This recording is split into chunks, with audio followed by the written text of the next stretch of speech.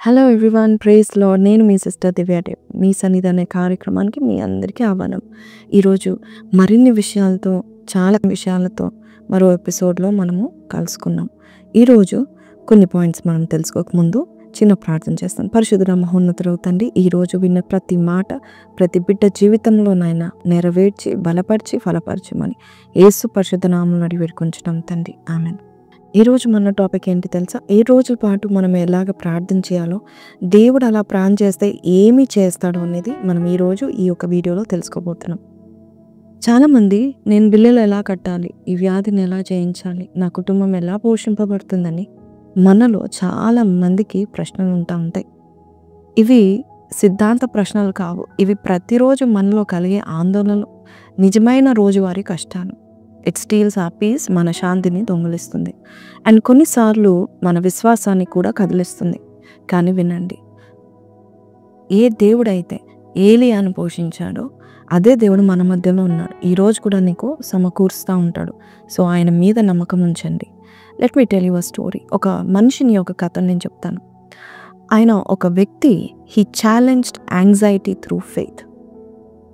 ఆయన ఎంతటి భయమునైనా అద్భుతంగా సవాలు చేసిన వ్యక్తి, విశ్వాసం ద్వారా సవాలు చేసిన వ్యక్తి. ఆయన పేరే జార్జ్ ముల్లర్. 19వ శతాబ్దంలో ఒక్క రూపాయి కూడా ఎవరి వద్ద అడగకుండా అతను 10,000 మంది కంటే ఎక్కువ అనాథలను భోజనం పెట్టాడు, వారికి విద్యను నేర్పించాడు. అంతేకాదు వారికి ఆశ్రయం ఇచ్చాడు. ఇప్పటి విలువలో అది ఎంత తెలుసండి? $1 మిలియన్ సహాయం అన్నమాట. అది కేవలం ఎవరిని అడగకుండా ప్రార్థన ద్వారానే వచ్చిందంటే నమ్ముతారా? అతడు కేవలం విశ్వాసవంతుడే కాదు, ప్రార్థన శక్తికి ప్రాణం పెట్టిన ప్రాణము తీయని ప్రత్యక్ష ప్రయోగశాలి. అతడు సింపుల్గా చెప్పాలంటే he's a faith hero. He lived in faith like a laboratory experiment. చూడండి, ఒక ల్యాబ్లో చేసే ఎక్స్పెరిమెంట్ లాగా ఫెయిత్ని ఆయన ఆడుకున్నాడు.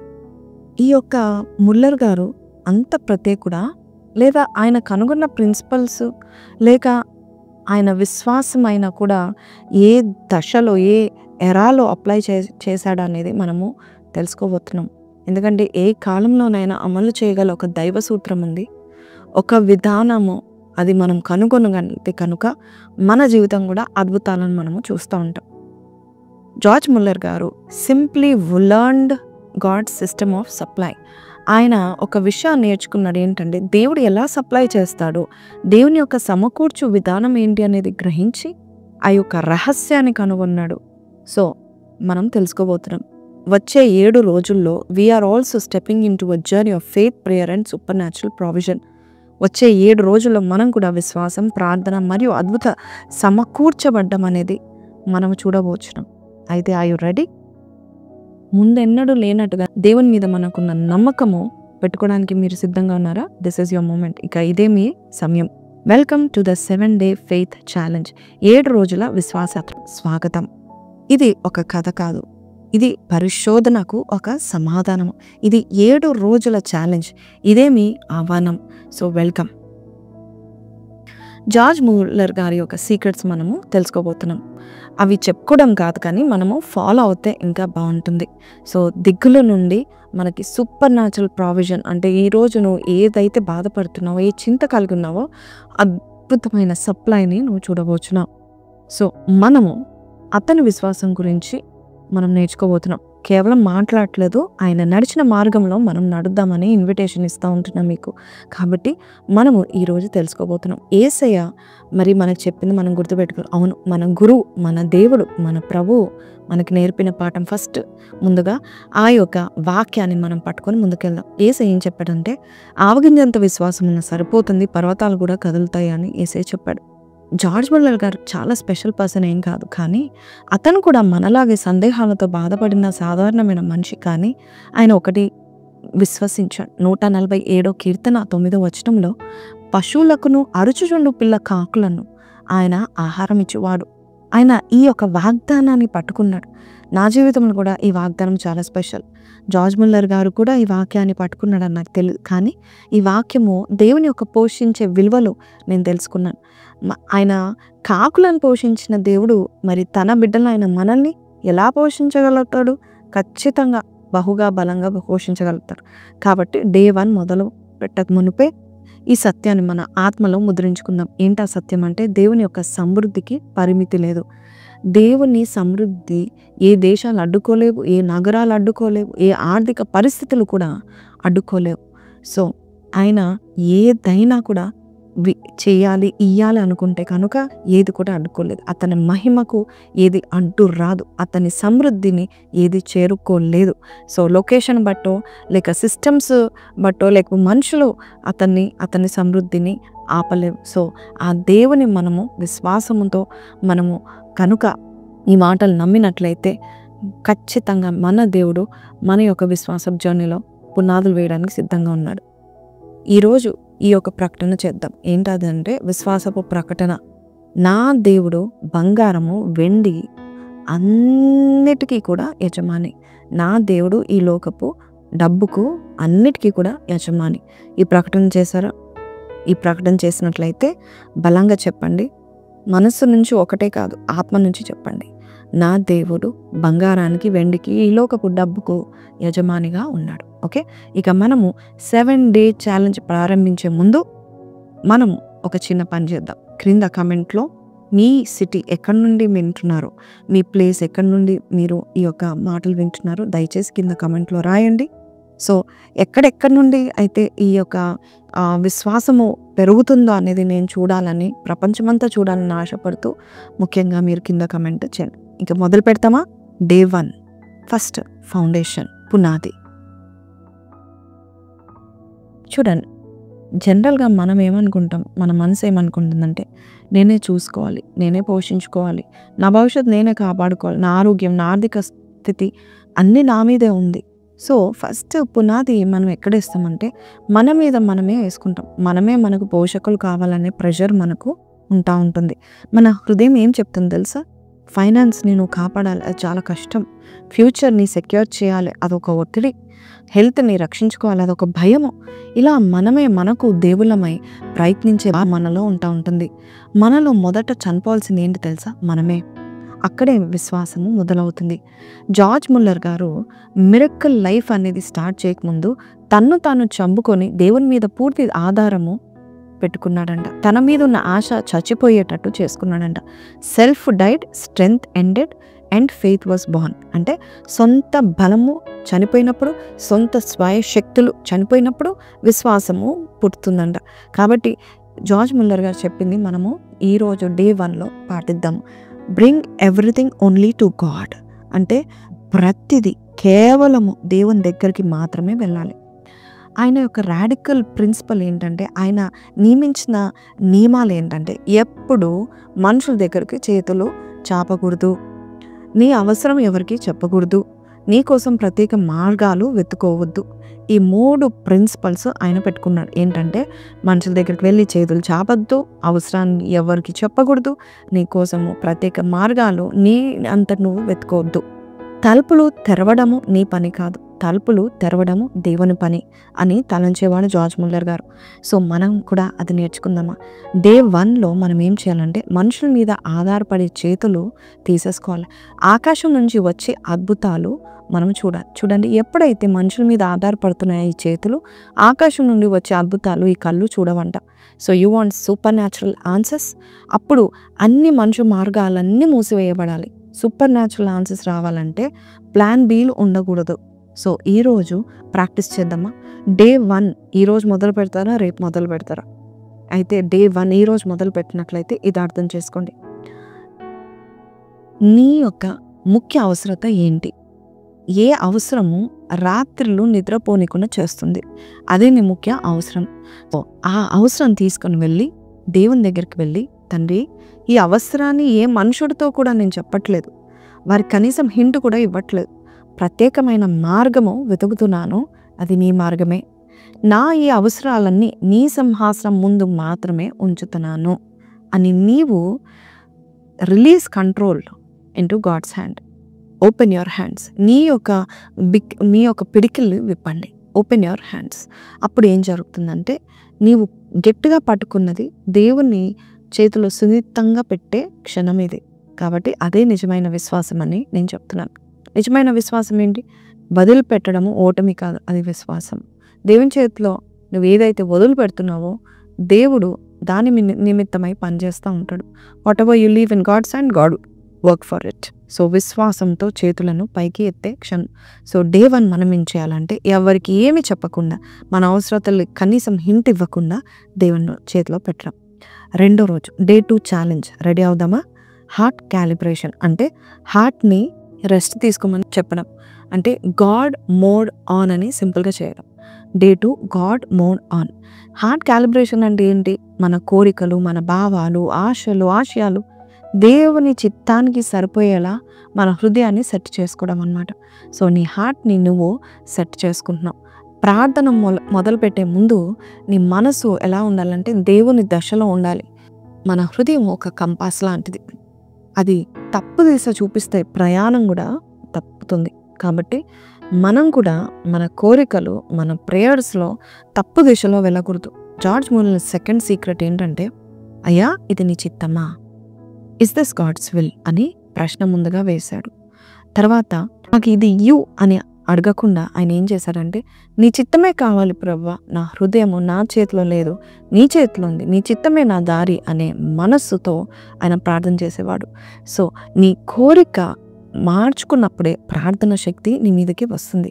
సో చిన్న ప్రేయర్, డే 2 ప్రేయర్ ఎలా ఉండాలంటే, తండ్రి నాకు ఇది కావాలి అనిపిస్తుంది నాకు, కానీ ముందుగా నీ చిత్తం నాకు కావాలి.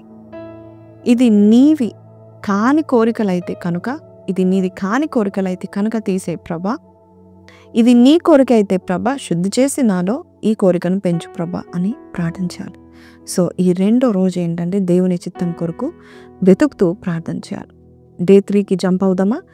డే 3 మూడో దినము. ఈ దినము స్థిరమైన ఆధారపడే దినం. ఈరోజు మనం ఏం చేయాలంటే ది యాంకర్ ఏంటి తెలుసా అండి? అంటే స్థిరమైన ఆధారం ఏంటి తెలుసా అండి? వాక్యం. వర్డ్ లాక్ ఫెయిత్ అన్న. నేను చెప్పే మాట ఏంటంటే వర్డ్ లాక్ ఫెయిత్, వాక్యం లాక్ అయ్యే నమ్మకము.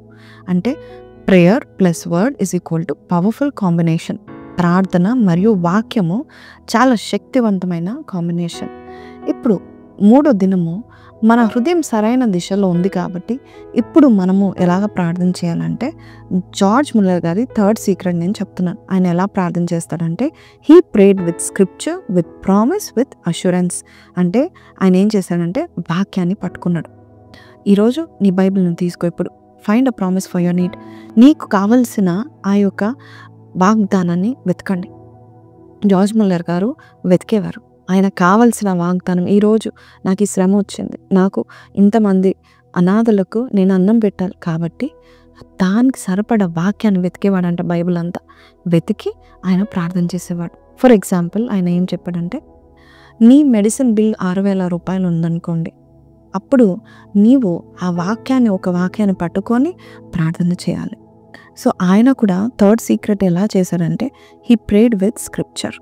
ఆయన వాక్యాన్ని ప్రార్థన చేశాడు. ఆయనకి అవసరం వచ్చినప్పుడు మనుషుల వైపు పరిగెత్తలేదు, కానీ వాక్యానికి పరిగెత్తాడు, వాక్యం కొరకు పరిగెత్తాడు. So when he had a need, he didn't run to people, he search the Bible until he found a promise that matched his situation. తన పరిస్థితికి తగ్గ దేవుని వాక్యాన్ని కనుగొని ఆ వాక్యాన్ని పట్టుకొని ప్రార్థన చేసేవాడు. ఇది ఏదో వాగ్దానాలపై ఏదో సింపుల్గా అడగడం కాదు, సత్యం పైన ఆధారపడి నమ్మి విశ్వాసంతో ప్రార్థన చేశారు. అంతేకాదు ఆయన దాన్ని రాసుకునేవాడంట. సో వింటున్నారా? మనం కూడా రాసుకుందాం, ఆ వాక్యాన్ని మనము రాసుకుందాం. ఆ తర్వాత రాసుకున్న వాక్యాన్ని ఆ రోజు మనము దేవునికి ప్రార్థన చేస్తూ ఆ వాక్యాన్ని చదవాలి. Think of a prayer like a court room. ప్రార్థన ఒక న్యాయస్థానం లాగా మీరు ఊహించండి. అప్పుడు దేవుని వాగ్దానాలు ఎలా ఉంటుందంటే, legal document signed by heaven లాగా ఉంటుంది. అంటే పరలోక ముద్ర వేసిన న్యాయపత్రము దేవుని యొక్క వాగ్దానాలు.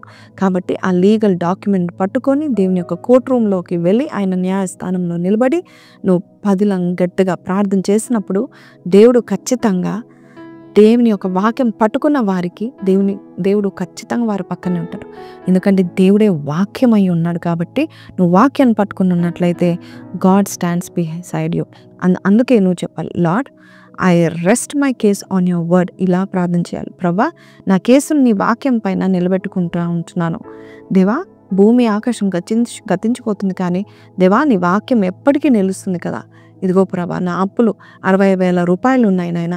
ఇదిగో నాయన నా అప్పులు నాయన, అయ్యా నువ్వు తీర్చగలుగుతావు నమ్ముచున్నాను. ఎందుకంటే ఫిలిప్పి 4:19 ప్రకారము, అలాగే ద్వితీయోపదేశకాండం 28:12 ప్రకారము నా అవసరతలన్నీ నువ్వు తీరుస్తావు. నేను చదవన ద్వితీయోపదేశకాండం 28:12 మనందరం కలిసి చదువుతాం.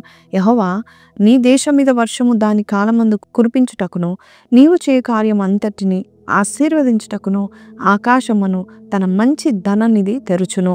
నీవు అనేక జనమునకు అప్పిచ్చెదవు, కానీ అప్పు చేయవు.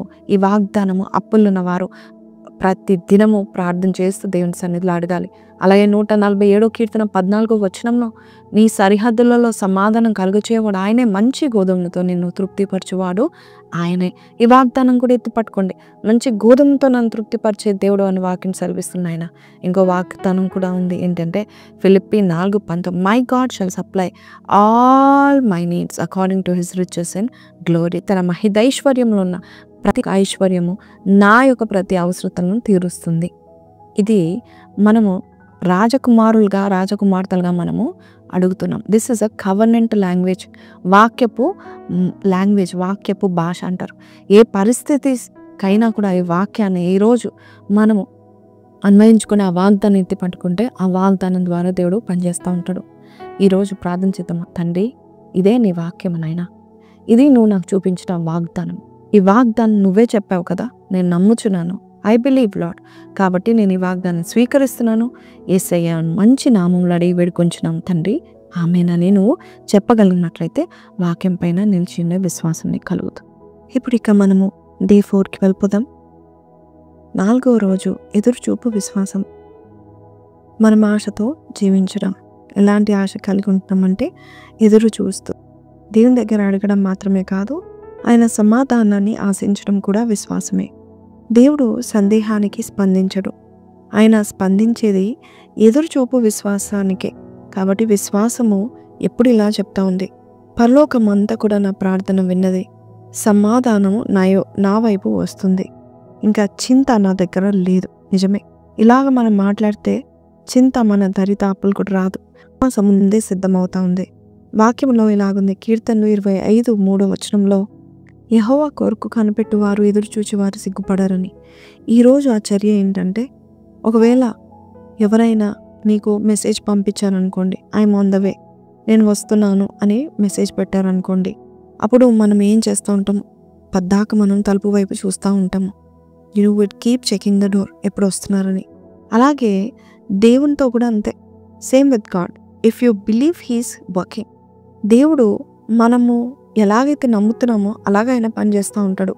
సో మన మనసు, మన మాటలు, మన పనులన్నీ కూడా ఆశతో ఉన్నట్లయితే ఖచ్చితంగా జరుగుతుంది. కానీ ఎప్పుడు జరుగుతుందో నాకు తెలీదు, అవ్వదేమో అని నువ్వు అనుకుంటే జరగదు.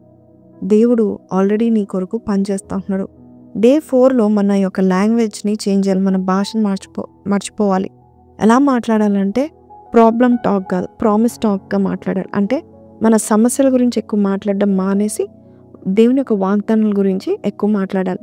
ఎలాగంటే నేను చెప్తాను, ఇది జరుగుతుందో లేదో చూద్దాం అని ఆపేసి మనం ఎలా చెప్పాలంటే, దేవుడు ఆల్రెడీ పని చేస్తూ ఉంటున్నాడు, నా విషయంలో దేవుడు పని చేస్తున్నాడు అనేది మనం చెప్తూ ఉంటాడు. అలాగే మన ఒక ఫోకస్ ప్రిపరేషన్ మీద ఉండాలి. భయపడద్దు. ఫర్ ఎగ్జాంపుల్, ఫైనాన్షియల్ సపోర్ట్ కొరకు ప్రార్థన చేసి ఉంటావేమో, ఆర్థికంగా మరి నువ్వు బలపడ్డానని ప్రార్థన చేసి ఉంటావేమో. అప్పుడు నీ యొక్క విశ్వాసం ఎలా ఉండాలంటే, బడ్జెట్ని రెడీ చేసుకోవాలి. తర్వాత ఇంకొక బుక్లో దేవుడు నీకు చేయబోయే కార్యాల గురించి ఒక బుక్ని నువ్వు సిద్ధం చేసుకోవాలి. ఇంకొక ఎగ్జాంపుల్ ఏంటంటే, ఒకవేళ జాబ్ కొరకు నువ్వు ఎదురు చూస్తున్నట్లయితే నీ రెజ్యూమ్ని నువ్వు అప్డేట్ చేసి ఉండి, లేదా ఇంటర్వ్యూ ఎప్పుడు వస్తుందో తెలియదు కాబట్టి క్లోత్స్ అన్నీ కూడా మరి ఇస్త్రీ చేసుకొని పెట్టుకున్నట్టుగా ప్రతిదీ నువ్వు రెడీగా ఉన్నట్టుగా నీవు నీ క్రియలో విశ్వాసం చూపించాలి. For example, if you're praying for your marriage విషయమై నువ్వు ప్రార్థన చేసినట్లయితే నీ క్యారెక్టర్ని ప్రిపేర్ చేసుకోవాలి. ఒక భార్యగా లేక ఒక భర్తగా నేను ఎలా ఉండాలి, ఎలా నేను హ్యాండిల్ చేయాలి, రెస్పాన్సిబిలిటీగా ఎలా నేను ఉండాలనేది నీ క్యారెక్టర్ నువ్వు ప్రిపేర్ చేసుకోవాలి. అంతేకాదు, పెళ్ళి కాకముందే you should grow spiritually, emotionally. ఎందుకంటే పెళ్ళి తర్వాత ఆధ్యాత్మికంగా అలాగే భావోద్వేగాల విషయంలో చాలా మనము పడిపోతూ ఉంటాం. కాబట్టి always prepare your faith before your marriage. So ఇలాగ మనం చేస్తూ ఉంటుండగా సమాధానం ఖచ్చితంగా కనబడుతూ ఉంటుంది. కాబట్టి నీవు ఈ రోజంతా కూడా ఈ డే 4లో నీవు ఎలా చెప్పాలంటే, నేను కోరిన దానికి దేవుడు ఇప్పటికే పనిచేయడం మొదలుపెట్టాడు. He's working on my desires అన్నో పెట్టాలి. సో ఈరోజు అభ్యాసం చెప్తాను. డే 4 అభ్యాసం మనం ఏం చేయాలంటే, సమస్యను చూడొద్దు, ఎవరిని చూడకండి, సమాధానము రాబోతుందని ముందే సిద్ధం అవ్వండి. A small step that says I believe will help you in a long way. కాబట్టి మీ యొక్క జర్నల్లో, డైరీలో రాయండి, ఆన్సర్ ఇస్ లోడింగ్ అని రాయండి, త్వరగా సమాధానం వస్తుందని రాయండి. అలాగే ప్రతిసారి మీరు తయారయ్యేటప్పుడు వర్షిప్ సాంగ్స్ని పెట్టుకొని, తెలుగు పాటలు కానీ ఇంగ్లీష్ సాంగ్స్ కింద పెట్టుకొని దేవుని సన్నిధిలో ఆరాధించడం మొదలు పెట్టండి. లేదా మీరు మీ యొక్క నోట్స్లో లేక టెక్స్ట్ మెసేజెస్లో టెస్టిమనీ ఈస్ కమింగ్ సూన్ స్టేటస్లో God is providing testimony is coming soon అని పెడతా ఉండండి. సో తొందరలోనే మీ టెస్టిమనీ అనేది వస్తూ ఉంటుంది. ఒకవేళ సమృద్ధి కొరకు మీరు ప్రార్థన చేస్తే బ్యాంక్ని కూడా మీరు రెడీ చేసుకోవచ్చు. So faith does not SIT, it gets ready. Always remember, ఎప్పుడైతే మనం ప్రార్థన చేసామో విశ్వాసంలో ఉండడం అంటే రెడీగా ఉండడం అన్నమాట. దేవుని సన్నిధిలో మనం ప్రార్థన చేసి పొందుకుంటామని మనము ఫెయిత్లో పొజిషన్ అవ్వడము it's very important. So your public testimony tomorrow starts with a private faith today.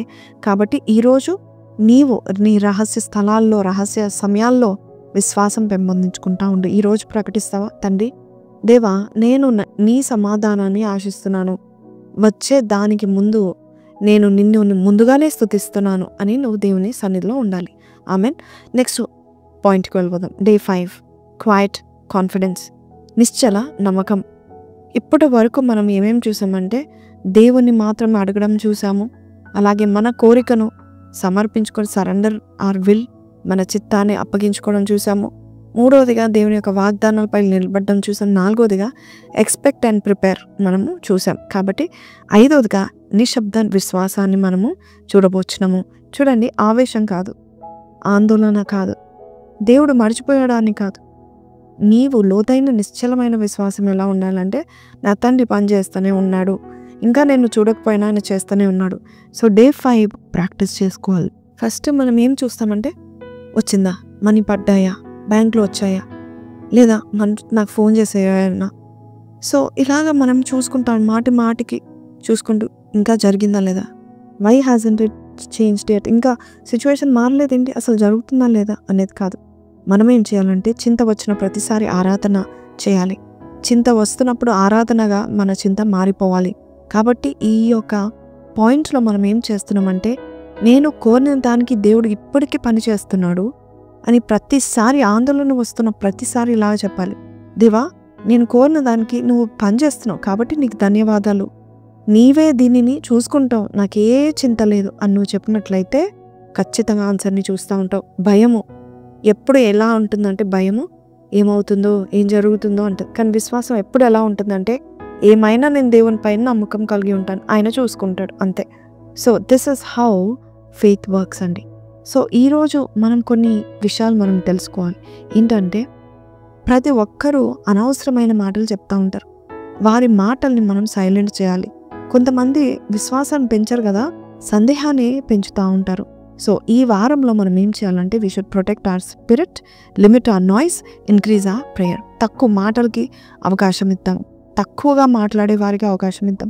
ఎందుకంటే ఎక్కువ మాట్లాడితే ఖచ్చితంగా మనకు సందేహమే కలుగుతుంది. కాబట్టి తక్కువ మాటలు, ఎక్కువ ప్రార్థన, దీనికి మనము అవకాశం ఇద్దాం. జార్జ్ ముల్లర్ గారు కూడా he often stayed quiet before God, ఎక్కువ సమయము నిశ్శబ్దంగా దేవుని ముందు గడిపేవాడంట. ఆయన నిశ్శబ్దమే ఆయన బలము. He silence became his strength. ఆయన ఒకటే నిశ్శబ్దంతో కూర్చునేవాడు. దేవుడు ఒక రోజు లక్షలాది ప్రజలను దేవుడు పోషించాడు. అలాగే నా యొక్క ఆర్ఫనేజ్లో కూడా మరి వేలాది అనాథలను ఆయన పోషిస్తూ ప్రతిదినం వస్తూ ఉన్నాడు. కాబట్టి ఇది కూడా ఆయన చూసుకుంటాడు. హీస్ వర్కింగ్ అని అంటూ ఉన్నాడు.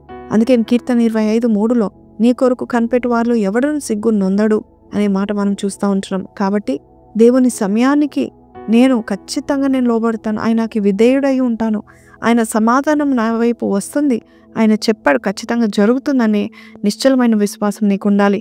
మన మనసు కూడా సిద్ధం చేసుకుంటూ ఉండాలి. ఇప్పుడు డే 6కి వచ్చాం. సర్వస్వ అర్పణ అంటే సమర్పణ, పరిపూర్ణంగా దేవునికి అర్పించుకోవడం. God fills what he owns. ఏదైతే ఆయన స్వతంత్రించుకుంటాడో దాన్ని దేవుడు నింపుతూ ఉంటాడు. కాబట్టి యథార్థమైన ప్రార్థన కష్టమైనా కూడా దేవా నువ్వు చేయగలుగుతావా లేదా అనేది కాదు, కానీ ఆయన చేయకపోయినా నేను సంతోషంగా ఉంటాను, ఆయన ఇష్టం వచ్చినట్టు చేసినా ఆయన ఇష్టానికి నేను లోబడతాను. చాలామంది హృదయంలో ఇటువంటి ఒప్పందం ఉండదు, ఇటువంటి ప్రార్థన చేయరు. ప్రభా నేను నిన్ను నమ్ముతున్నాను, కానీ నా విధంగా నువ్వు చేయాలి అని ప్రార్థన చేస్తూ ఉంటారు. ప్రభా నేనైతే నేను నమ్ముతున్నాను, కానీ నేను ఇలాగ అనుకుంటున్నాను, ఇలాగే నువ్వు చేయవా? ప్రభా నాకు మ్యారేజ్ కావాలనుకుంటున్నాను, కాబట్టి నేను ప్రభా తండ్రి చేసి ఎక్కడికి వెళ్ళకుండా నీవేనైనా రప్పించు అని మనం మన చిత్త ప్రకారంగా మనం అడుగుతాం. కానీ ఒకసారి దేవుని సన్నిధిలో ప్రభా నీ చిత్తం ఏంటి అని నువ్వు అడగాలి. అప్పుడు దేవుని యొక్క శైలిలో ఆయన చేస్తూ ఉంటాడు. జార్జ్ ముల్లరు కనుగొన్న పవిత్ర రహస్యం ఏంటంటే దేవుని చిత్తం నెరవేరాలని ప్రార్థించక ముందు మన చిత్తం బలిపీఠం మీద ఉంచబడాలని కోరుకునేవాడు. కాబట్టి తన సొంత శక్తి చంపబడుతూ దేవుని యొక్క ప్రేమను ఆహ్వానిస్తూ ఉంటుందంట. అందుకనే ఈరోజు మనం ఏం చేయాలంటే ఆమెను అని చెప్తా ఉంటున్నాం, కానీ సమర్పణ ఇలా ఉంటుంది.